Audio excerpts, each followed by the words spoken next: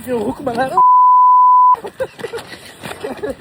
बम पाऊस चालू होता, पण आपण झोल खाल्ली नाही, कारण आपल्याला जातो कॉस्कोची मेंबरशिप घ्यायसाठी. कॉस्कोत पोहोचल्यानंतर हे सगळं सामान पाहून घ्या, इतक्या मस्त मस्त फ्रुट्स भेटत होते. आहा, मजा आली. पाहिलीले 50 तर टरबूजच होते. त्या बाईकडून ते उचलला चाललं नव्हतं बरं, पळते ते आता. आणि हे होतं त्याचं कोल्ड स्टोरेज. आपल्या गावाकडचं एखादं मोठं दुकान राहते तेवढं त्याचं कोल्ड स्टोरेज होतं. पोट्यो कॉस्टको म्हणजे राहते होलसेलचं दुकान. ते 1 किलो आलू, पाव किलो भेंडी, ते हिशोब नाही चालत तिथं. सब क्विंटल डझनानच घ्या लागते. पेप्सी कोका कोलाचे बी सेक्शन आहे. आणि थोडंसं वरती पाहिलं तर तुमचं फेवरेट हेनिकेन बी भेटून जाते. असं आहे कॉस्टको. अरे बापरे भूत. च्या मायबीन कुठेही काही ठेवून देतात सायचे. बिल करायच्या टायमाला हे सगळे चेकआउट काउंटर क्लोज. मॅ म्हणलं जाऊ दे आता, आत्मनिर्भर भारतच करून टाकाव. मग पोहोचलो सेल्फ चेकआउट वर. असा एक आयटम घ्यायचा, बारकोड स्कॅन करायचा आणि बाजूच्या कार्ड मध्ये टाकायचं. ते बारकोड स्कॅन करून जर तुम्ही त्याच्यात नाही टाकलं किंवा बारकोड न स्कॅन करता त्याच्यात टाकलं तर तो चिल्लाव दे. तो म्हणजे ते मशीन चिल्लावते. सगळे आयटम स्कॅन झाल्यानंतर पैसे बी देऊन दिले त्याले. पण आपल्या जिंदगीत सगळं काही सारखं चालते काय? नाही ना. घरी आल्यावर डिक्कीतून सामान काढता